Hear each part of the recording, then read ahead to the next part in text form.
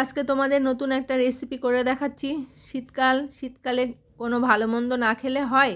তো চলো আজকে তোমাদের একটা আমি শীতের একটা রেসিপি, যেটা শীতকালে খুব ভালো লাগে খেতে, করে দেখাই। আর ভালো মন্দ খাওয়ার সময় তো শীতকালটায়, তাই না বলো? তো চলো বানিয়ে নিই। দেখো আমি একটা নারকেল কুড়িয়ে নিয়েছি, আর এখানে 500 গ্রাম মতো দুধ আমি কড়াইতে বসিয়ে দিয়েছি। এটাকে অল্প একটু শুকিয়ে নেব। দেখো দুধটা ভালো করে জাল দিচ্ছি আমি নেড়ে চেড়ে, কারণ না হলে আবার পড়ে যাওয়ার ভয় থাকবে। দেখো দুধটা আমার নেড়ে চেড়ে অনেকটা শুকিয়ে এসেছে। এবার কুড়োনো নারকেলটা আমি এর মধ্যে দিয়ে দেবো। দিয়ে গ্যাসের ফ্লেমটা মিডিয়ামে রেখে আমি এটাকে একটা চাছি বানিয়ে নেব।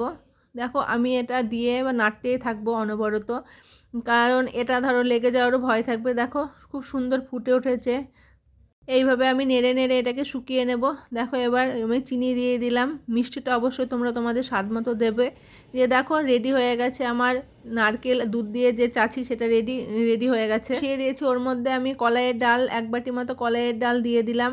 কলাইয়ের ডালটা যতক্ষণ সেদ্ধ হয় ততক্ষণে আমি এর মধ্যে কাঁচা লঙ্কা, আদা, জিরাটা, দেখো কলাইয়ের ডালটা আমি দেখবো, আমি খুব সেদ্ধ করব না, মিডিয়াম সেদ্ধ করব। খুব সেদ্ধ করলে এটা যখন মাখবো তখন গলে যাবে। দেখো এবার সেদ্ধ হয়ে গেছে। এর মধ্যে আমি পরিমাণ মতো নুন দিয়ে দেবো, আর পরিমাণ মতো চিনিটাও আমি দিয়ে দেবো। তোমরা যেমন মিষ্টি চাইবে তোমরা দেবে, কেউ বেশি চাইলে বেশি দেবে। আমি সামান্যই দিয়েছি, খুব বেশি দিইনি। এবার দেখো দেখো ডালটা আমার রেডি হয়ে গেছে। আর বেটে রাখা আদা আর লঙ্কার যে পেস্ট, আমি ওটা দিয়ে এবার নেড়ে চেড়ে জলটা আর একটু শুকিয়ে নেব, কারণ এটা যখন আমি মাখবো ময়দাটার সঙ্গে তখন আমি এটাতে এত জল লাগবে না, আর আমি জল তখন দেবও না।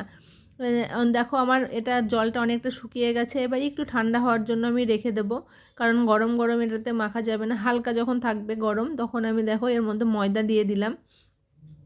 এখানে আমি গমের ময়দাটা ব্যবহার করেছি, তোমরাও গমের ময়দাটাই ব্যবহার করবে। দেখো আমি এবার হাতা দিয়ে নেড়ে চেড়ে নিলাম। এবার একটু ঠান্ডা হয়ে এসেছে। এবার আমি হাত দিয়ে আমি মেখে নেব। আর মাখার সময় তোমরা জল দেবে না, আর বেশি প্রেশার দেবে না, যাতে ডালটা গুঁড়ো হয়ে, ডালটা যত গোটা থাকবে তত তোমার জিনিসটা খাস্তা হবে, আর রসটা তত ভেতরে ভালোভাবে ঢুকবে। দেখো আমি অল্প অল্প করে ময়দা দিয়ে আমি এটা মেখে নিচ্ছি। দেখো আমি আরও একটু ময়দা অ্যাড করলাম, আরও একটু ময়দা লাগবে। এবার দেখো এটাকে আমি ভালোভাবে হাতের মাধ্যমে আমি এই ময়দাটাকে মেখে নেব। দেখো আমি হালকা প্রেশার দিয়ে এটা মাখছি। দেখো আমার ডালটা গোটা গোটায় থাকবে। আমি তোমাদের দেখাচ্ছি, দেখো এইভাবে আর জল লাগবে না এটাতে। তোমরা বুঝতে পারবে মাখার সময়। দেখো আমি নরমও করেছি, কিন্তু জল না দিয়ে আমি ডালটার মধ্যে ময়দা দিয়ে ময়দাটা মেখে নিয়েছি। দেখো আমি তোমাদের দেখিয়ে দিলাম কেমনভাবে ওটা হবে। ডালগুলো গোটায় আছে, আমি ছোট ছোট করে লেচি কেটে নিচ্ছি। এবার এর ভেতরে আমি করে রাখা নারকেলের পুরটা আমি দিয়ে দিচ্ছি।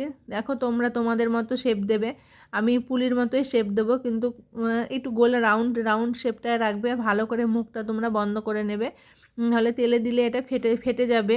আর তুমি যখন রসে ভেজাবে তখন এটা ফেটে যাওয়ার ভয় থাকবে। দেখো আমি পুলির শেপ দিতে শুরু করেছি। দেখো আমি হাতের মাধ্যমে ওকে ঘুরিয়ে ঘুরিয়ে আমি গোল টাইপের একটু শেপ দেবো, খুব লম্বাও করব না। দেখো পুলি আমার অনেক কটা তৈরি হয়ে গেছে। এইভাবে আমি সমস্ত পুলিগুলো বানিয়ে নেব। এবার দেখো আমি এর চাশনি তৈরি করে নিচ্ছি। আমি এখানে 2 কাপ মতো জল দিয়েছি। 2 কাপ জলে আমি 1 কাপ মতো চিনি দিয়ে দিলাম। চিনিটাও তোমরা তোমাদের স্বাদ মতো দেবে, আমি খুব মিষ্টি করব না। আর এখানে সমস্ত পুলি আমার বানানো কমপ্লিট হয়ে গেছে।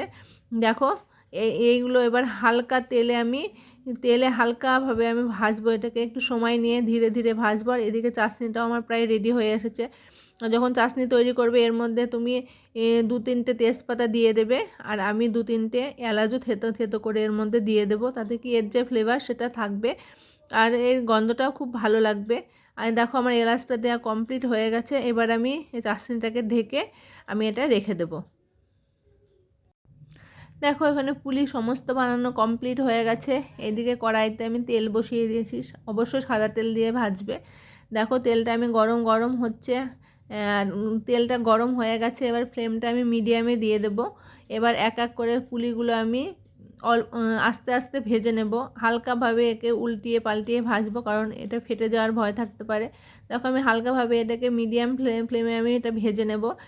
একটু লাল লাল করে ভাজবো, তাহলে এর কালারটা, রসে ভেজানোর পরে কালারটা সুন্দর আসবে। দেখো আমি এক এক করে সমস্ত পুলিগুলো উল্টিয়ে পাল্টিয়ে ভাজবো। ভাজার সময় অবশ্যই তোমরা পাশে থেকে ভাজবে। দেখো আমার এটা লাল লাল করে ভাজা আমার কমপ্লিট হয়ে গেছে। এবার আমি তুলে নেব। আর কালারটা দেখতেই পাচ্ছ সুন্দর এসেছে কালারটা। এইভাবে সমস্ত পুলিগুলো আমি এক এক করে আমি ভেজে উঠিয়ে নেব। সমস্ত পুলি আমার ভাজা কমপ্লিট হয়ে গেছে, আমি চাশনিতেও দিয়ে দিয়েছি।